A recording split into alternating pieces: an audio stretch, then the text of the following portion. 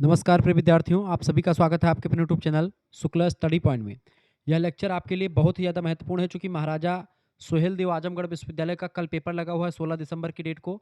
और दीनदयाल उपाध्याय गोरखपुर विश्वविद्यालय का भी पेपर जो होगा उसमें भी फिजिकल ज्योग्राफी पढ़ना पड़ेगा प्रथम सेमेस्टर में। तो उन सभी बच्चों के लिए यह लेक्चर बहुत ही महत्वपूर्ण है।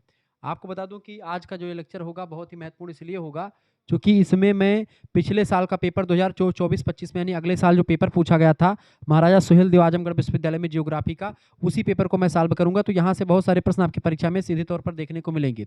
यहाँ से और भी क्वेश्चन जो आपके बनने वाले होंगे उन सभी को भी मैं बताने वाला हूँ। और दोस्तों आपको बता दूं कि ये क्वेश्चंस वैसे 75 क्वेश्चंस ही होंगे, ठीक है।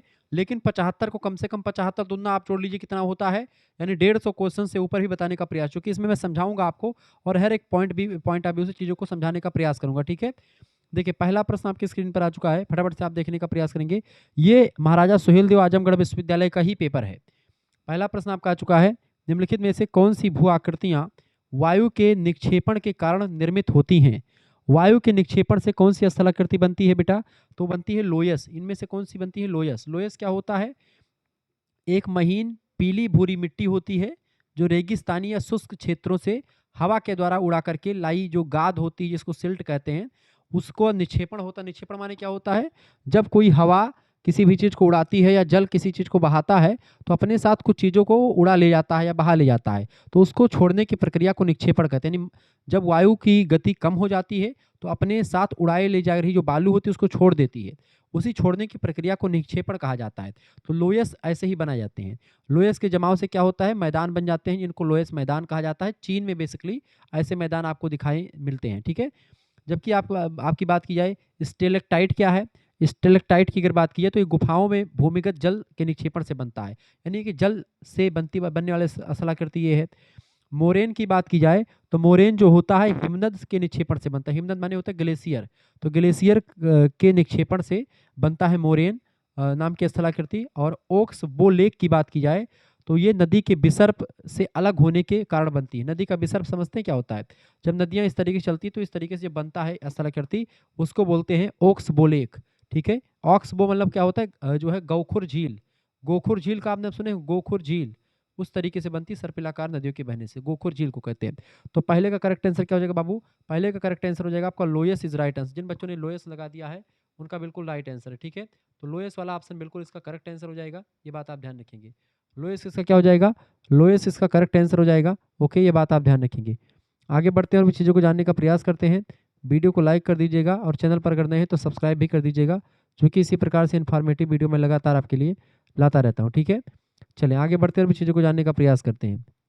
शेयर कर दीजिएगा सभी, शेयर कर दीजिएगा सभी लोग वीडियो को, और बहुत ही बारीकी के साथ चीज़ों को हम समझाने का प्रयास करेंगे, ठीक है।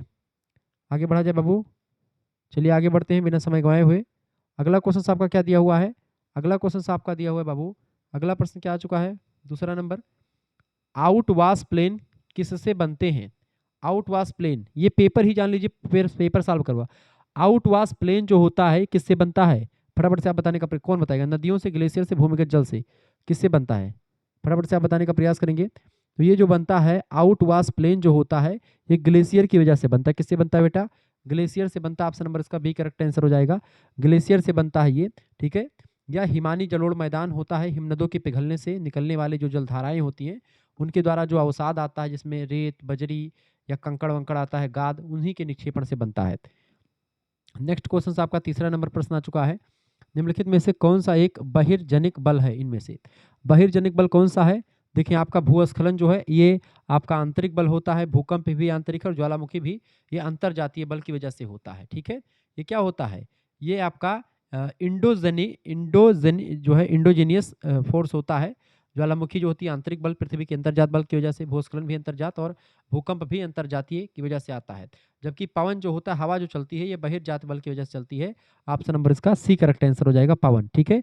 बहिर्जनिक बल जो होता है वे बल होते हैं जो पृथ्वी की सतह पर उत्पन्न होते हैं और भू आकृतियों को बदलने का काम करते हैं, जैसे कि पवन हो गया, नदियों का जो ऊपरी प्रवाह है वो, या ग्लेशियर पिघलता है वो, समुद्री लहरें, ये सब इसमें शामिल होती हैं। अपर्दन यानी इरोजन और निक्षेपण यानी कि डिपोजिशन जिसको कहते हैं, इसके द्वारा ये कार्य करते हैं। और आगे बढ़ते हैं, अंतर्जनित बल क्या होता है, अंतर्जनित बल होता है पृथ्वी के आंतरिक भाग में उत्पन्न होता है, जैसे भूकंप, ज्वालामुखी, पर्वत निर्माणकारी बल, भूस्खलन वगैरह जो होता है, ये सब उसी बल का एक परिणाम होता है। वैसे भूस्खलन जो होता है भू आकृतिक प्रक्रिया है जो गुरुत्वाकर्षण बल और अन्य बाह्य कारकों के द्वारा प्रेरित होती है, बट भूस्खलन भी एक आंतरिक ही उसमें आ जाता है, ये बाहरी जनिक बल नहीं होगा। तो इसका करेक्ट आंसर क्या होगा? सी ऑप्शन, पवन। चौथा प्रश्न आप देखेंगे, प्रश्न है, पृथ्वी की सतह पर पर्वत निर्माण किस प्रकार के बलों का परिणाम है? पृथ्वी की सतह पर पर्वत निर्माण किस प्रकार के बलों का परिणाम है? तो इसका करेक्ट आंसर हो जाएगा, पर्वत निर्माण जो होता है बेटा, ये अंतर्जनित बल का एक उदाहरण है। अंतर्जनित बल, ऑप्शन नंबर इसका एक करेक्ट आंसर हो जाएगा, इंडोजेनेटिक फोर्सेस। ठीक है, इसमें होता क्या है, जब ये इसमें पटल जो है पटल विरूपणी बल जिसको आप कह सकते हैं, ठीक है, वो उसका परिणाम होता है पर्वत निर्माण। जो दो प्लेटें जब आपस में टकराती हैं, प्लेट टेक्टोनिक थ्योरी आपने पढ़ा होगा, तो उसी के द्वारा जो है ये बनता है पर्वत निर्माण। अगला क्वेश्चन आप देखेंगे, 5वां नंबर प्रश्न आपकी स्क्रीन पर आ चुका है। प्रश्न, सूर्यातप का तात्पर्य क्या है? सूर्यातप, सूर्यातप माने होता है सूर्य की जो विकिरण होती है उसी को सूर्यातप कहते हैं। सौर विकिरण को सूर्यातप कहते हैं, सोलर रेडिएशन। ठीक है, ये सूर्य से आने वाली जो किरणें होती हैं, ऊर्जा होती हैं, वही होती हैं। ठीक है, जिससे महासागर गर्म हो जाते हैं, ठीक है, और वातावरण भी गर्म होता है। अगला क्वेश्चन, विश्व की सबसे बड़ी प्रवाल भित्ति कौन सी है इनमें से? विश्व की सबसे बड़ी प्रवाल भित्ति जो है वो है ग्रेट बैरियर रीफ। ग्रेट माने महान, तो ग्रेट बैरियर रीफ जो है ये सबसे बड़ी जो है प्रवाल भित्ति है दुनिया की। कहाँ पर है ये बेटा? ऑस्ट्रेलिया के उत्तरी पूर्वी तट पर है। ठीक है, कोरल सागर एक है, उसी कोरल सागर में स्थित है ऑस्ट्रेलिया के उत्तर पूर्वी तट पर। ठीक है, और विश्व की सबसे बड़ी प्रवाल भित्ति यही है, ग्रेट बैरियर रीफ। अगला क्वेश्चन आपका आ चुका है, 7वां नंबर प्रश्न आ चुका है, निम्नलिखित में से किस समुद्र की लवणता विश्व में सबसे अधिक है? लवणता यानी खारापन, तो जो मृत सागर होता है, मृत सागर, इसकी लवणता सबसे अधिक है। ऑप्शन नंबर इसका सी करेक्ट आंसर हो जाएगा। लगभग लवणता इसकी कितनी है? 340 ग्राम प्रति लीटर जो है लवणता इसकी है, जो दुनिया के सबसे खारे समुद्र में से इसको जाना जाता है। ये बात आप ध्यान रखेंगे, बहुत ही बारीकी के साथ चीज़ों को मैं समझा रहा हूँ। वीडियो को लाइक कर दीजिएगा, चैनल पर अगर नए हैं तो सब्सक्राइब भी कर दीजिएगा। इसी प्रकार से मैं इन्फॉर्मेटिव वीडियो में लगातार देता रहता हूँ। तो सबसे अधिक लवणता जो है विश्व में कहाँ पर है? वो है मृत सागर में। ठीक है, मृत सागर जिसको डेड सी कहते हैं। ठीक है, अगला क्वेश्चन आपकी स्क्रीन पर आ चुका है, 8वां नंबर क्वेश्चन आपका आ चुका है। प्रश्न आ चुका है, निम्नलिखित में से किस लक्षण को भौतिक लक्षण कहा जाता है? किस लक्षण को भौतिक लक्षण कहा जाता है बेटा? फटाफट से आप बताएंगे। भौतिक लक्षण इनमें से पर्वत जो है भौतिक लक्षण का एक उदाहरण है। ठीक है, भौतिक लक्षण इसको कह सकते हैं माउंटेन को, सी ऑप्शन करेक्ट आंसर हो जाएगा। भौतिक लक्षण यानी वे प्राकृतिक भू आकृतियाँ जो मानव निर्मित नहीं होती हैं, जैसे कि पर्वत हो गया, पठार है, मैदान है, नदियाँ हैं, महासागर है, जिसको मनुष्य ने नहीं बनाया है, उसको भौतिक लक्षण वाली स्थलाकृति कहते हैं, या प्राकृतिक जो है वह चीज़ें कहते हैं। बाकी क्रिकेट का मैदान, सड़कें, जल उद्यान, ये सब मनुष्यों ने खुद बनाया है। 9वां नंबर क्वेश्चन आपकी स्क्रीन पर आ चुका है। प्रश्न आप देखेंगे, अपर्दन के किस कारक द्वारा जो है जीवजेन का निर्माण होता है? बताएं, अपर्दन के किस कारण के द्वारा जीवजेन का निर्माण होता है? तो किसके द्वारा होता है बेटा? तो इसका करेक्ट आंसर, जीवजेन जो होता है एक पवन अपर्दन होता है, यानी कि ये पवन के द्वारा होता है, वायु के द्वारा होने वाला एक अपर्दन है, विंड के द्वारा। ठीक है, इसमें होता यह है बेटा, जो कठोर और नरम चट्टानें होती हैं उनकी क्षैतिज परतों वाले क्षेत्रों में बनती हैं। पवन जो होती है नरम चट्टानों को अधिक तेजी से अपर्दित यानी उसको तोड़ देती है, जिससे मशरूम जैसी संरचनाएं बन जाती हैं। ठीक है, तो उसमें जो नरम चट्टानें होती टूट जाती, कठोर चट्टानें नहीं टूटती हैं, तो यही आकृति होती है। अगला क्वेश्चन आपका आ चुका है, 10वां नंबर प्रश्न। पेपर थोड़ा सा बढ़िया तरीके से पूछा गया है, तो तैयारी विधिवत कर लीजिएगा। और हो सकता है मैं जो है और भी चीज़ें आपको बताऊं। पृथ्वी की आंतरिक संरचना के बारे में सर्वाधिक प्रामाणिक जानकारी किस स्रोत से होती है? तो पृथ्वी की आंतरिक संरचना के बारे में सर्वाधिक जानकारी, जो प्रामाणिक जानकारी मिलती है, किस स्रोत से मिलती है बेटा? 10वें का करेक्ट आंसर क्या हो जाएगा? भूकंपीय तरंगों के द्वारा मिलती है। ठीक है, भूकंपीय तरंगे, कौन कौन सी तरंगे भूकंप की? भूकंप में कुल मिलाकर के 3 तरंगे होती। पहली तरंगे पी तरंगे, दूसरी है यस तरंगे यानी सेकेंडरी, पहली प्राइमरी, और तीसरी होती है यल तरंगे। ठीक है, पृथ्वी के आंतरिक भाग से गुजरती हैं, समय अपनी गति और दिशा बदलती रहती हैं, जिससे वैज्ञानिकों को विभिन्न परतों के बारे में, जैसे क्रस्ट के बारे में, मेंटल के बारे में, कोर के बारे में बढ़िया जानकारी मिल जाती है कि भाई संरचना कैसी है, घनत्व कहाँ पर पृथ्वी के अंदर कैसा है, पृथ्वी ठोस है या तरल है। तो सबसे सटीक और विस्तृत जानकारी जो मिली है पृथ्वी के अंदर के बारे में, पृथ्वी की आंतरिक संरचना के बारे में, वो हमको यहीं से मिली है। अगला क्वेश्चन आपके स्क्रीन पर आ चुका है, 11 नंबर प्रश्न आपके स्क्रीन पर आ चुका है। मुझे पदार्थ दो, मैं पृथ्वी की उत्पत्ति कर दिखाऊंगा, कथन किसका है? मुझे पदार्थ दो, मैं पृथ्वी की उत्पत्ति करके दिखाऊंगा, यह कथन जर्मनी के एक दार्शनिक हैं, इमैनुअल कांट। इमैनुअल कांट साहब ने कहा था। इमैनुअल कांट, ऑप्शन नंबर इसका बी में दिया है, इमैनुअल कांट करेक्ट आंसर हो जाएगा। इन्होंने कहा था, इनकी एक जो है परिकल्पना है, वाव्य राशि परिकल्पना। इमेनुअल कांट की परिकल्पना का क्या नाम है? वायव्य राशि परिकल्पना। 1755 ईस्वी में इन्होंने ये परिकल्पना प्रतिपादित की है, ये बात आप ध्यान रखेंगे, ठीक है। तो ये आपका इमेनुअल कांट की जो है ये संरचना है वायव्य राशि परिकल्पना, जो कि पृथ्वी की उत्पत्ति या सौरमंडल की उत्पत्ति से रिलेटेड रही है।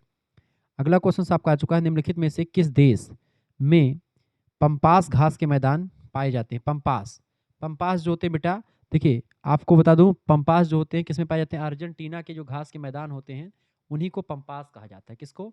अर्जेंटीना के घास के मैदानों को पंपास के नाम से जानते हैं।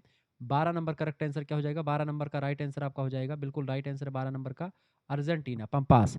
समशीतोष्ण घास का मैदान है। अर्जेंटीना, उरुग्वे और ब्राज़ील के दक्षिणी भाग में पाए जाते हैं, लेकिन मुख्य रूप से अगर देखें तो ये अर्जेंटीना के लिए फेमस है। ऑप्शन नंबर इसका डी ए करेक्ट आंसर होगा। अच्छा, प्रेरी घास का मैदान कहाँ पर होता है? यहाँ पर प्रश्न पूछा था प्रेरी घास का मैदान। तो प्रेरी घास का मैदान जो होता है उत्तरी अमेरिका में पाया जाता है, उत्तरी अमेरिका में, ठीक है। उत्तरी अमेरिका में प्रेरी घास का मैदान मिलता है। इसके अलावा आपसे पूछा जाएगा कि डाउन्स, ठीक है, डाउन्स घास के मैदान कहाँ पर पाए जाते हैं? डाउन्स, डाउन्स से आप याद रखिए कि बाउंस, डाउन्स से क्या याद रखेंगे? बाउंस। बाउंस कौन मारता है? बाउंसर। बाउंसर मारता है बोलैंड नाम का एक बॉलर है। बाउंसर मारता है मिचेल स्टार्क। बाउंसर मारता है ऑस्ट्रेलिया का, वो क्या नाम है उसका, हेजलवुड। तो ऐसे बॉलर जो रहे हैं, ठीक है, ये सब ऑस्ट्रेलिया के रहे हैं, बड़े खतरनाक खूंखार बॉलर, ठीक है। पैट कमिंस, तो ये सब बॉलर ऐसे हैं जो कि क्या करते हैं? बाउंसर मारते हैं। ऑस्ट्रेलिया वाले खिलाड़ी बाउंसर मारते हैं, ठीक है। तो डाउन्स याद रखिएगा, बाउंस, यानी बाउंस कहाँ के लोग मारते हैं? ऑस्ट्रेलिया के लोग। यानी डाउन्स जो खास के मैदान है कहाँ पर पाए जाते हैं? ऑस्ट्रेलिया में, ठीक है। ये प्रश्न परीक्षा में खूब पूछा था, ऑस्ट्रेलिया में पाए जाते हैं, क्लियर।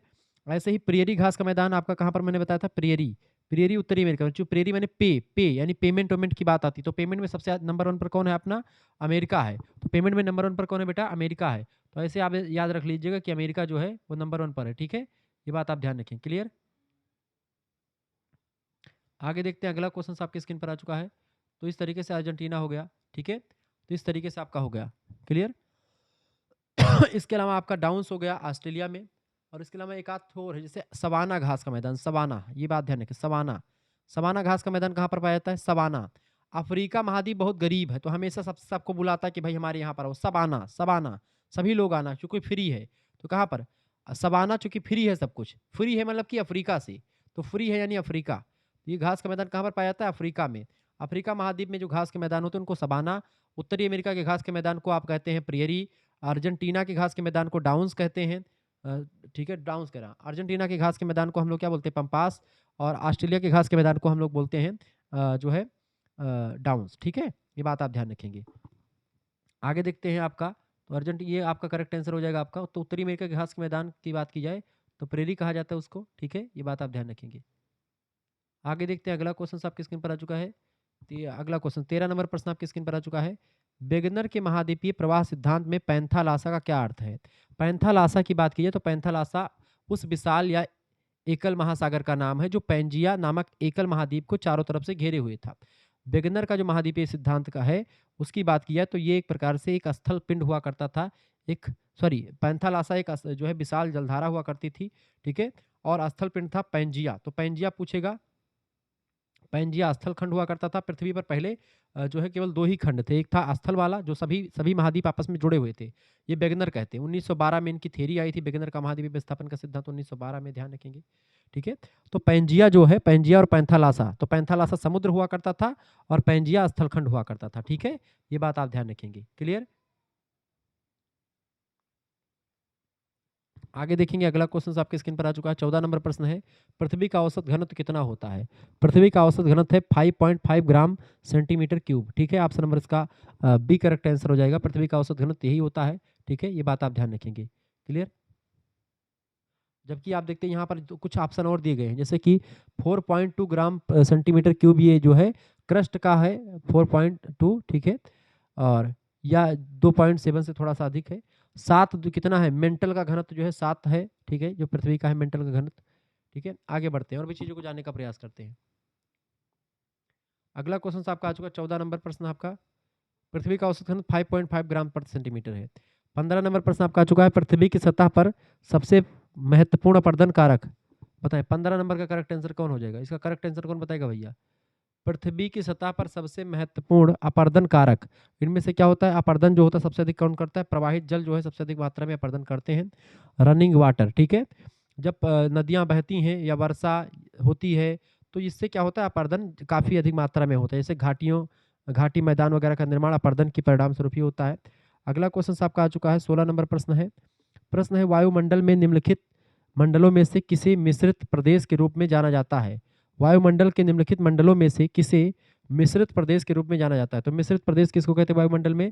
क्षोभ मंडल जो होता है बेटा, इसको हम ट्रोपोस्फियर को वायुमंडल की सबसे निचली परत है, जहाँ लगभग सभी मौसमी घटनाएं जो है होती हैं, हवा, तापमान, नमी, इन सभी का मिश्रण होता है, इसीलिए इसको मिश्रित प्रदेश कहा जाता है। मिश्रित प्रदेश किसको कहते हैं? क्षोभ मंडल को कहते हैं।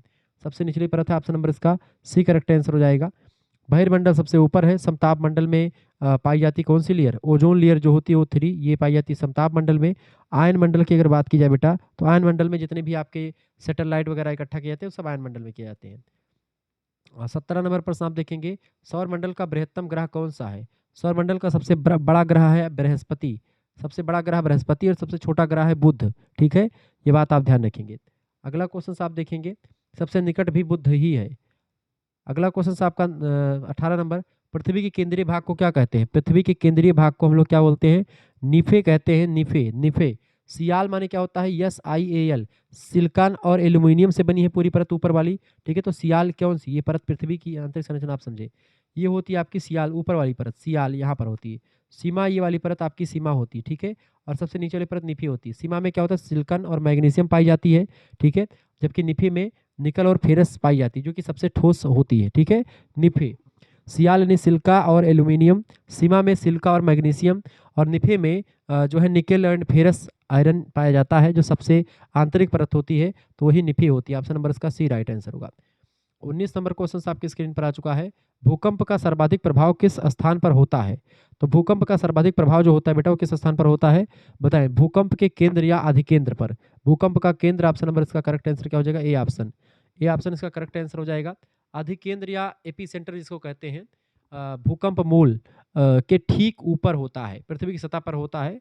तो भूकंपीय तरंगे सबसे पहले इसी बिंदु पर पहुंचती हैं, इसीलिए यहाँ सर्वाधिक नुकसान होता है, सर्वाधिक प्रभाव भूकंप के केंद्र पर पड़ता है। अगला क्वेश्चन आपकी स्क्रीन पर आ चुका, भूकंप मूल के जस्ट ऊपर होती है, भूकंप जहाँ से निकलता है उसके सीधे पृथ्वी के ऊपर यही यही परत हो। अगला क्वेश्चन है, भारत में सर्वाधिक भूकंप प्रभावित क्षेत्र। भारत में सर्वाधिक प्रभावित जो भूकंप वाला क्षेत्र है वो कौन सा है इनमें से? तो हिमालय का जो एरिया है वो सबसे ज़्यादा भूकंप वाला एरिया है। Option number B correct answer हो जाएगा, ठीक है, क्योंकि भारतीय और यूरेशियन टेक्टोनिक प्लेटों के टकराने से यहाँ पर अभिसरण सीमा चल रही है, उसकी वजह से क्या होता है कि भूकंप आ सकता है, क्योंकि प्लेटें टकराती, इसी प्लेटों के टकराने से हिमालय पर्वत का निर्माण हुआ है।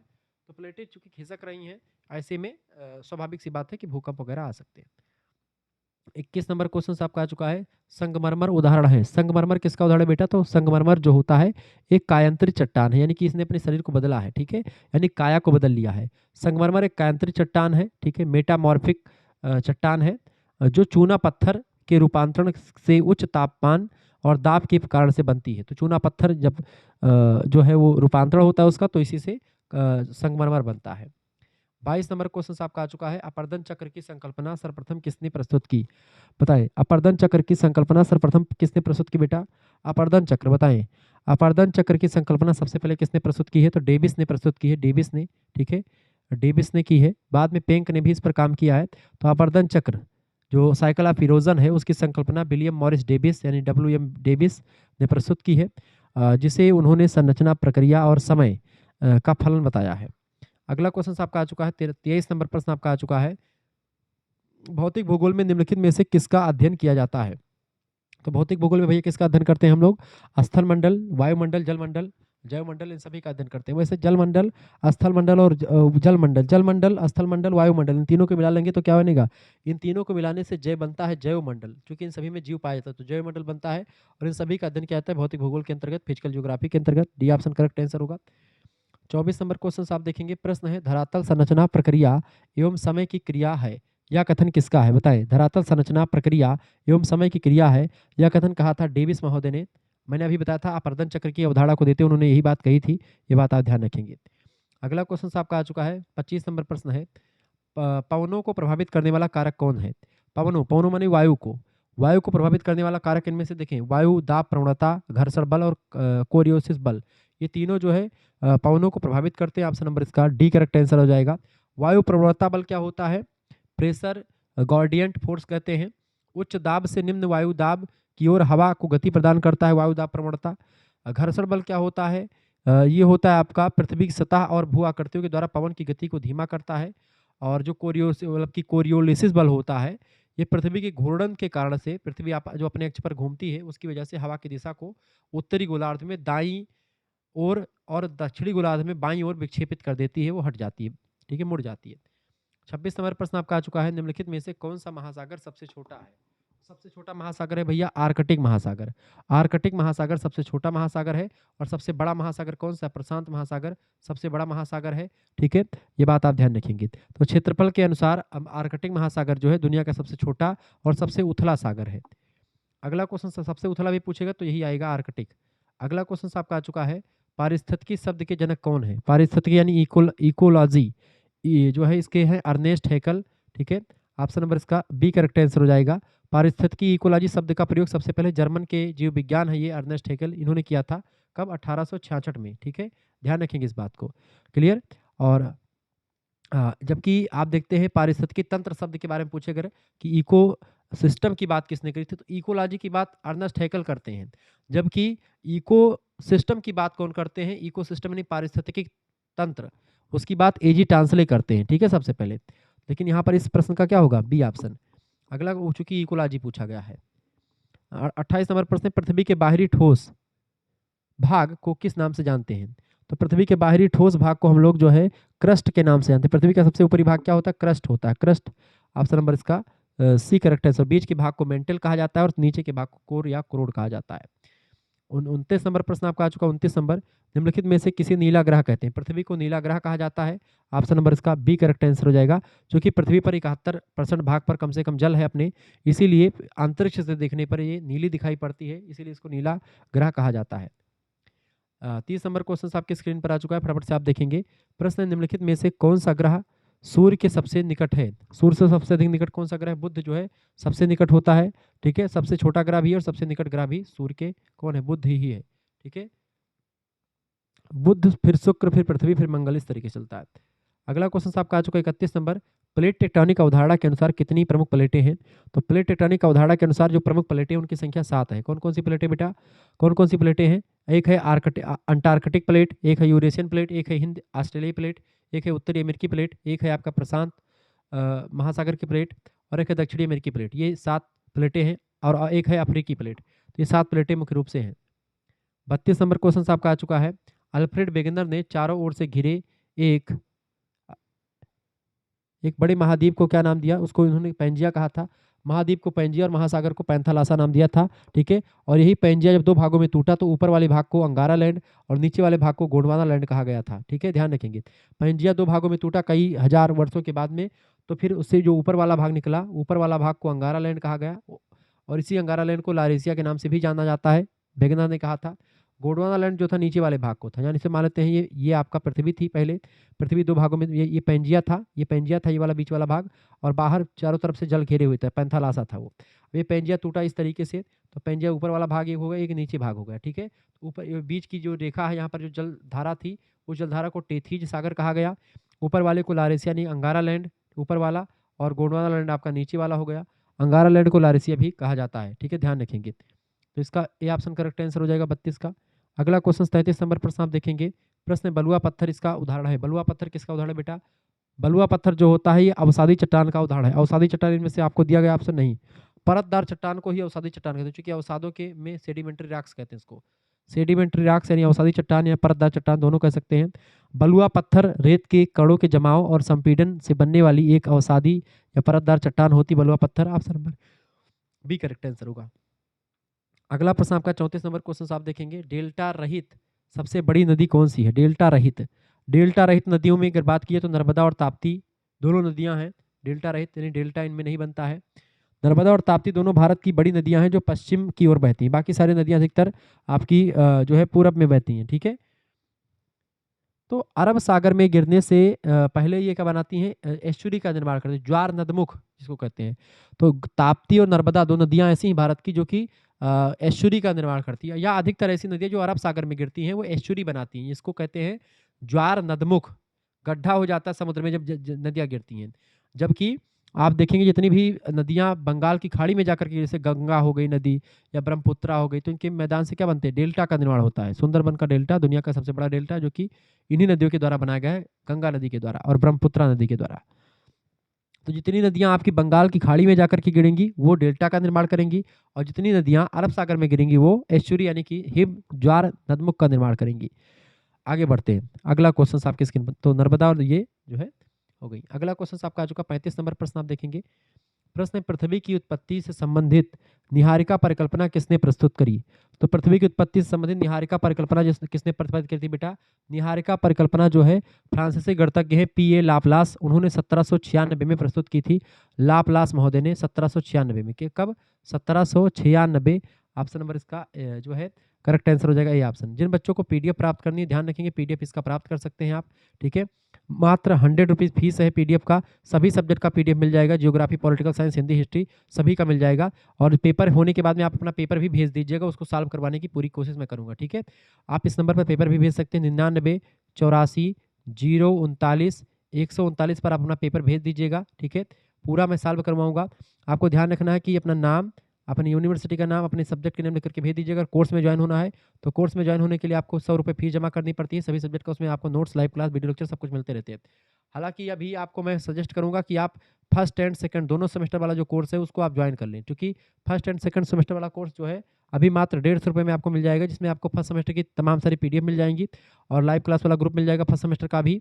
और उसके बाद में सेकंड सेमेस्टर की जो क्लास होगी 6 महीने तक, जिसमें आप जुड़ेंगे रहेंगे, पढ़ते रहेंगे, क्योंकि सेकंड सेमेस्टर की परीक्षा आपकी बार बहुत ज़बरदस्त होने वाली है। तो उसकी पूरी तैयारी 6 महीने तक की आपकी मात्र इसी 150 रुपये में, सेकंड सेमेस्टर पूरा और पूरा फर्स्ट सेमेस्टर आपको दोनों मिल जाएगा, ठीक है। जिनको भी जुड़ना है तुरंत एसएमएस करें 99 84 039 139।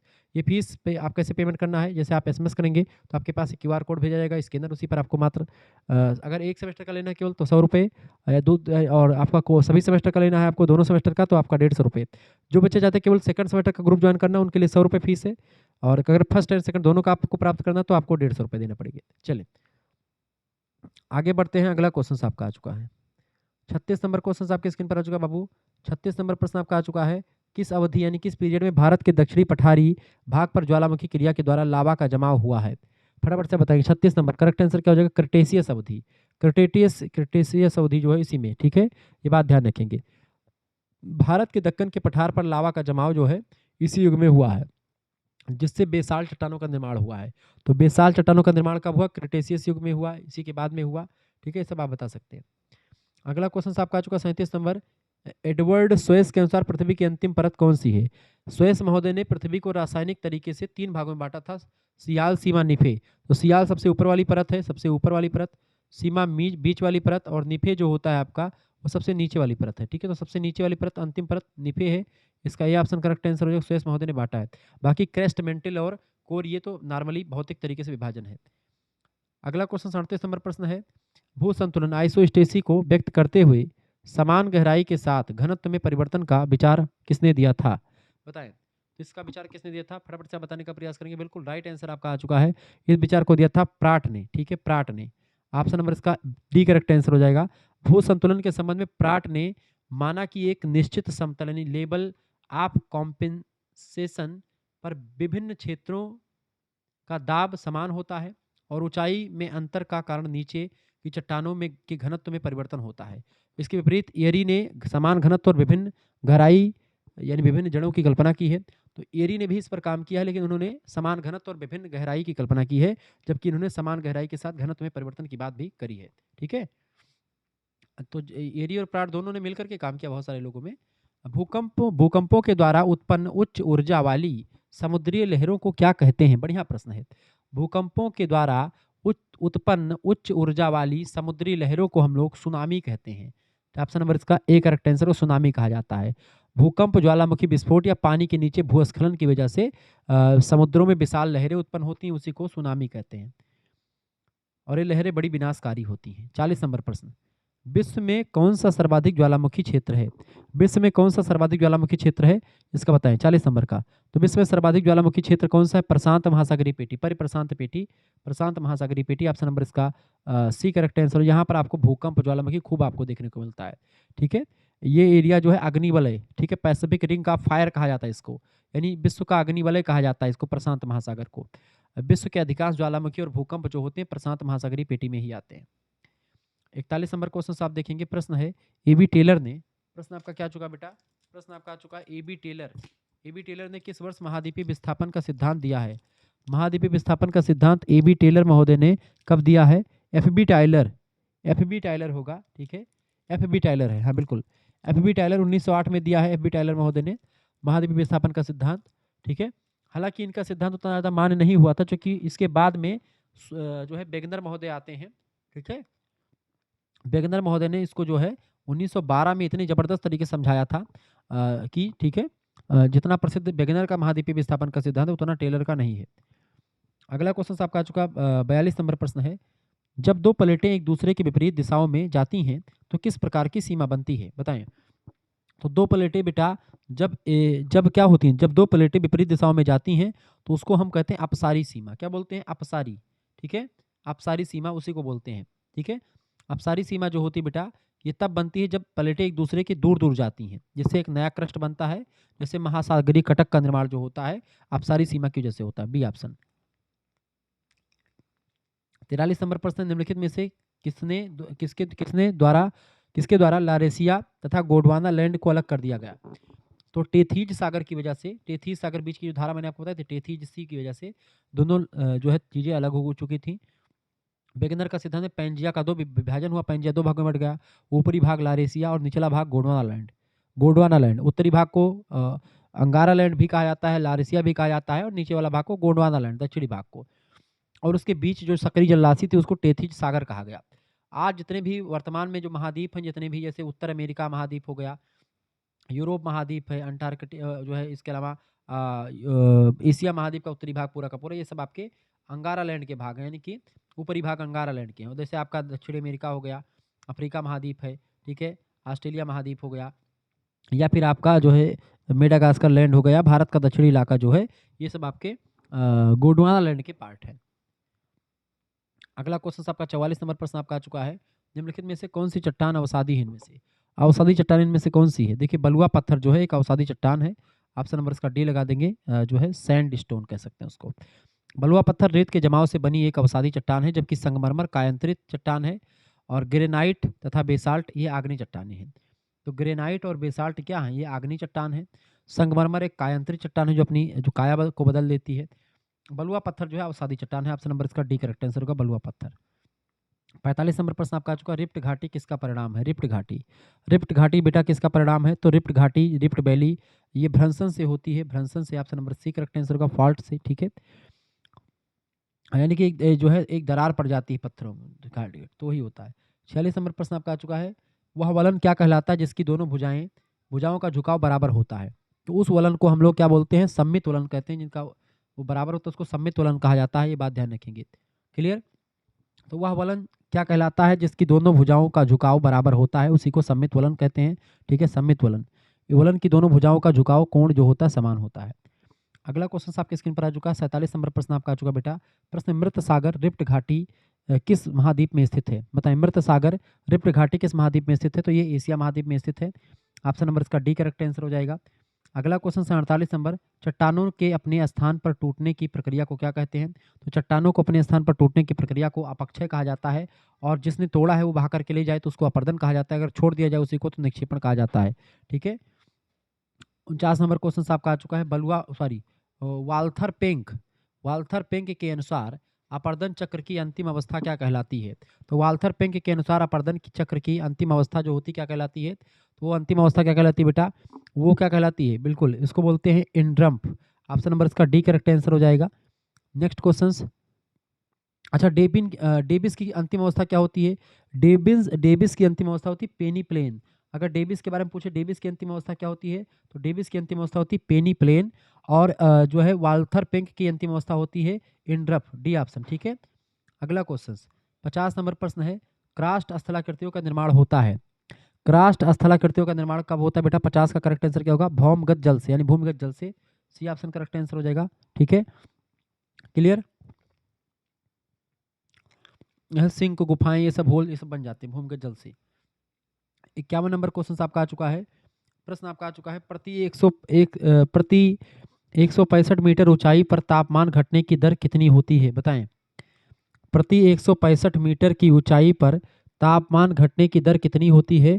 तो होती है 1 डिग्री सेल्सियस। ऑप्शन नंबर इसका बी करेक्ट आंसर हो जाएगा, 1 डिग्री सेल्सियस। ठीक है, जो लगभग 6.5 डिग्री सेल्सियस प्रति 1000 मीटर या 1 डिग्री सेल्सियस प्रति 165 मीटर होती है।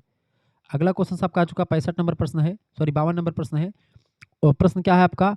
उपोष्ण कटिबंधीय उच्च और भूमध्य रेखीय निम्न के बीच बहने वाली भूमंडलीय पवनों को क्या कहा जाता है?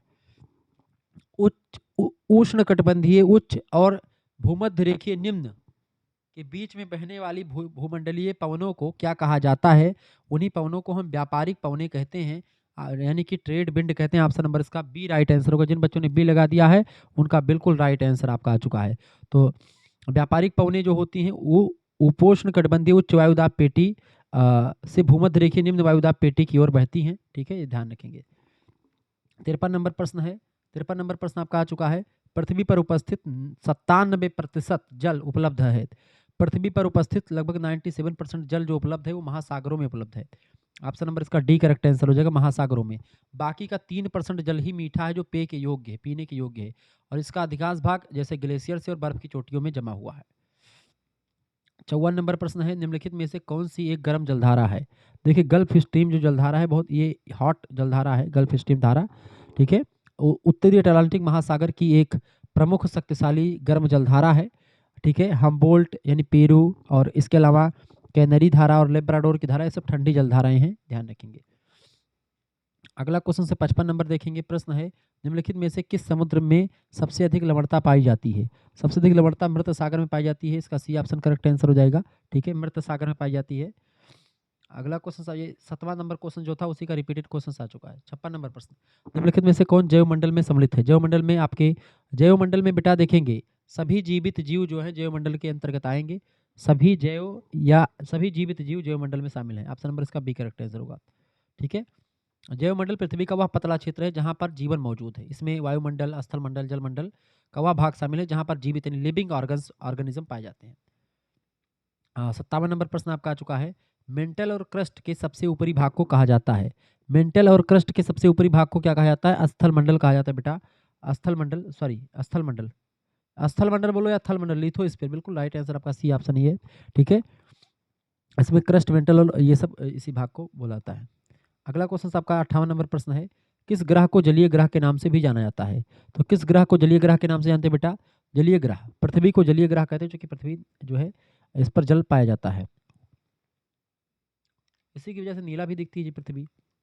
59 नंबर प्रश्न, निम्नलिखित में से कौन सी रासायनिक अपक्षय की प्रक्रिया नहीं है?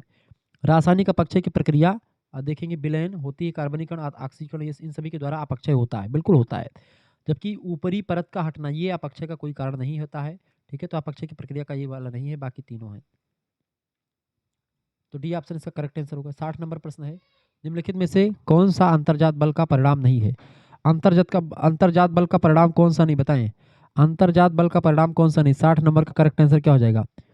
निम्नलिखित में से कौन सा अंतर्जात बल का परिणाम नहीं है? तो समुद्री लहरें जो हैं वो नहीं है, समुद्री लहरें करेक्ट आंसर हो जाएगा। सी ऑप्शन इसका बिल्कुल राइट आंसर हो जाएगा। 61 नंबर क्वेश्चन आपकी स्क्रीन पर आ चुका है, फटाफट से आप देखेंगे। 61 नंबर, निम्नलिखित में से कौन सी भू आकृति विवर्तनिक बलों के कारण निर्मित होती है? तो विवर्तनिक बलों के कारण से कौन सी आकृति निर्मित होती है? 61 नंबर का करेक्ट आंसर क्या हो जाएगा? बिल्कुल दरार घाटी या रिप्ट घाटी, दरार घाटी या रिप्ट घाटी इसको कहते हैं, ये ऑप्शन करेक्ट आंसर हो जाएगा। इससे क्या टेक्टोनिक प्लेटों के खिंचाव की वजह से, तनाव बल की वजह से भ्रंश पड़ जाता है, उसी से होती है। ठीक है, आगे 62 नंबर क्वेश्चन आपका आ चुका है। अगला क्वेश्चन आपका आ चुका है भैया, प्रश्न है आपका आ चुका है। प्रश्न क्या है? प्रश्न है आपका, निम्नलिखित में से कौन सी भूकंपीय तरंग सबसे विनाशकारी है? निम्नलिखित में से कौन सी भूकंपीय तरंग सबसे विनाशकारी है? तो सतही तरंगे जो होती हैं, सतही तरंगे जिसको कह सकते हैं सरफेस वेव्स, ये सबसे ज़्यादा क्या है? ये तरंगे जो थी इसको यल वेव्स या आर वेव्स के नाम से जानते हैं, सबसे धीमी होती हैं, लेकिन पृथ्वी की सतह के पास सबसे अधिक विनाशकारी जो तरंगे होती हैं वो यही तरंगे होती हैं। Option number C correct answer होगा। 63 नंबर प्रश्न है, इनमें से कौन सी एक पाताली चट्टान है? पाताली चट्टान कौन सी है इनमें से? देखिए ग्रेनाइट को पाताली चट्टान कहा जाता है। ग्रेनाइट को पाताली चट्टान के नाम से जानते हैं, ठीक है? जिसको आप कह सकते हैं ये आग्नेय चट्टानें होती हैं, जो मैग्मा के पृथ्वी की सतह के नीचे बेसिकली धीरे-धीरे ठंडा होने से बनती है, ग्रेनाइट, ठीक है? पृथ्वी की जो लावा होता है बाहर नहीं निकल पाता, ठंडा हो जाता है, तो वही ग्रेनाइट चट्टान उसी से बनता है। अगला क्वेश्चन आपका आ चुका है, 64 नंबर प्रश्न है। निम्नलिखित में से कौन सी रूपांतरित चट्टान नहीं है? रूपांतरित यानी कायांतरित चट्टान नहीं है। रूपांतरित बोलो या या बोलो आपका कायांतरित। तो बलुआ पत्थर जो है ये कायांतरित चट्टान नहीं है आपका। बाकी संगमरमर कायांतरित चट्टान है। बलुआ पत्थर अवसादी चट्टान है, ठीक है? तो बलुआ पत्थर क्या है? ये अवसादी चट्टान है। बाकी क्वार्टजाइट, स्लेट, संगमरमर ये सब आपके कायांतरित चट्टान है, रूप अपना बदल लेते हैं। रूपांतरित चट्टान है, कायांतरित चट्टान है, संगमरमर, क्वार्टजाइट, स्लेट। जबकि बलुआ पत्थर क्या है? अवसादी चट्टान है। 65 नंबर प्रश्न आप देखेंगे, पृथ्वी के अंदर पाए जाने वाले पिघले हुए पदार्थ को क्या कहते हैं? तो पृथ्वी के अंदर जो पाए जाने वाला पिघला पदार्थ है उसी को लावा कहते हैं, और यही लावा जब बाहर निकल जाता है तो उसको हम मैग्मा कहते हैं। तो सॉरी, लावा बाद में पृथ्वी के अंदर पाए जाने वाले पिघले हुए पदार्थ को हम जो है लावा कहते हैं, ठीक है? लावा कहते हैं। लावा जो होता है इसे बाहर निकल जाता है उसके बाद में उसको लावा कहते हैं, लेकिन पृथ्वी के अंदर जो होता है उसको मैग्मा कहते हैं। जब उसी मैग्मा से गैसें जो होती हैं बाहर निकल जाती है तो उसको हम लावा कहते हैं। पृथ्वी पर यानी फैल जाती है तो उसको हम लावा कहते हैं। इसी लावा से काली मिट्टी का निर्माण होता है जो कपास की खेती के लिए सबसे उपयुक्त मानी जाती है। 66 नंबर प्रश्न है, भू आकृतियों के अध्ययन को क्या कहते हैं? भू आकृतियों के अध्ययन को क्या कहते हैं बेटा? 66 नंबर प्रश्न क्या हो जाएगा? भू आकृतियों के अध्ययन को हम लोग क्या कहते हैं? भू आकृतिक विज्ञान। भू आकृतिक विज्ञान है कि जियोमॉर्फोलॉजी कहते हैं। सी ऑप्शन करेक्ट आंसर हो जाएगा। पृथ्वी पर मौजूद जो है तमाम भू आकृतियों का अध्ययन इसमें किया जाता है। 67 नंबर प्रश्न आप देखेंगे, निम्नलिखित में से किस क्षेत्र में रासायनिक अपक्षय प्रक्रिया यांत्रिक प्रक्रिया से अधिक प्रभावी होती है? बताएं। तो रासायनिक अपक्षय प्रक्रिया यांत्रिक प्रक्रिया से अधिक प्रभावी होती है किस क्षेत्र में? तो आर्द्र क्षेत्र में, नम भूमियों में, ठीक है? ह्यूमिड रीजन में, ठीक है? रासायनिक अपक्षय के लिए पानी और उच्च तापमान की आवश्यकता होती है, जो आर्द्र भूमियों में और गर्म क्षेत्रों में सबसे अधिक प्रभावी होती है, ठीक है? ये बात ध्यान रखेंगे। अगला क्वेश्चन आपका आ चुका है, 68 नंबर प्रश्न है, चीन सागर का चक्रवाती तूफान लोकप्रिय रूप से जाना जाता है, ठीक है? फटाफट से आप बता दें। The cyclonic storm of China sea is popularly known as. तो चीन सागर का चक्रवाती तूफान लोकप्रिय रूप से जाना जाता है तो टाइफून के नाम से जानते हैं उसको, टाइफून। ऑप्शन नंबर इसका सी करेक्ट आंसर, टाइफून, ठीक है? पश्चिमी प्रशांत महासागर और चीन सागर में उष्णकटिबंधीय चक्रवातों को टाइफून तूफान कहा जाता है। 69 नंबर प्रश्न आपका आ चुका है, फटाफट से आप देखने का प्रयास करेंगे, ठीक है? 69 नंबर क्वेश्चन आपकी स्क्रीन पर आ चुका बेटा। 69 नंबर क्वेश्चन आपका आ चुका है, टाइफून ही होता है। जबकि हरिकेन जो होता है बेटा कहाँ चलता है? यहाँ पर ये भी प्रश्न जान ले। हरिकेन जो होता है कहाँ चलता है? तो हरिकेन जो होता है ये उत्तरी अटलांटिक और पूर्वी प्रशांत में चलता है। टोर्नेडो की बात, ये टोर्नेडो जो होता है ये छोटे हिंसक वायुमंडलीय विक्षोभ अमेरिका में ये आता है, ठीक है? ये बात आप ध्यान रखेंगे।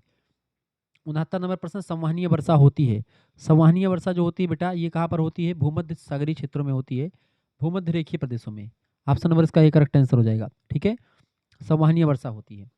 अगला क्वेश्चन आपका आ चुका है, 70 नंबर प्रश्न है, चक्रवात के केंद्र को तूफान का क्या कहा जाता है?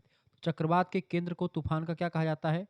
चक्रवात के केंद्र को तूफान का आंख कहा जाता है, ठीक है? आंख कहा जाता है। ऑप्शन नंबर इसका ईक, आई। 71 नंबर प्रश्न है, प्रश्न आपका 71 नंबर क्या दिया हुआ है भैया? आइसोहेलाइंस बराबर रेखाओं को मिलाने वाली रेखाएं होती हैं। करेक्ट आंसर क्या पूछा गया आपसे? प्रश्न आपसे कह रहा है, 71 नंबर देखेंगे, आइसोहेलाइंस बराबर रेखाओं को मिलाने वाली रेखाएं होती हैं। लवणता को मिलाने वाली रेखाएं, लवणता को, एक समान लवणता को मिलाने वाली रेखाओं को आइसोहेलाइंस रेखा कहा जाता है। महासागरों में समान लवणता वाले स्थानों को मिलाने वाली काल्पनिक रेखाओं को बोला जाता है। 72 नंबर प्रश्न है, स्थल मंडल की अधिकतम गहराई कहाँ पर पाई जाती है? तो स्थल मंडल की अधिकतम गहराई जो है प्रशांत महासागर में पाई जाती है, और उसमें एक गहराई है 11,033 मीटर गहरा एक गर्त है जिसको मेरियाना ट्रंच के नाम से जानते हैं, ठीक है? मेरियाना गर्त, ठीक है? मेरियाना गर्त, इसी गर्त को अंग्रेजी में ट्रंच कहा जाता है, ठीक है? तो प्रशांत महासागर में स्थित है। 73 नंबर प्रश्न है, ग्रैंड कैनियन किस देश में स्थित है? ग्रैंड कैनियन अमेरिका देश में स्थित है, ठीक है? संयुक्त राज्य अमेरिका में कोलोराडो नदी है एक, उसी नदी के द्वारा काटा गया एक विशाल का एक गार्ज होता है। तो एक गार्ज है ये, अमेरिका में है। ऑप्शन नंबर इसका डी करेक्ट है। किस नदी पर बना हुआ है ये ग्रैंड कैनियन रीफ जो बना हुआ है? ये बना हुआ है आपका कोलोराडो नदी के तट पर बना हुआ है। अगला क्वेश्चन आपका आ चुका है, एक गार्ज है, रीफ नहीं गार्ज है। 74 नंबर प्रश्न, ग्रेट कैनियन रीफ तो आपका ऑस्ट्रेलिया में सबसे बड़ी रीफ है। अगला क्वेश्चन आपका आ चुका है, महासागरीय लवणता का मुख्य स्रोत क्या है? महासागरीय लवणता का मुख्य स्रोत बताएं। बिल्कुल भूमि या स्थल या चट्टानें। बिल्कुल करेक्ट आंसर क्या हो जाएगा? भूमि।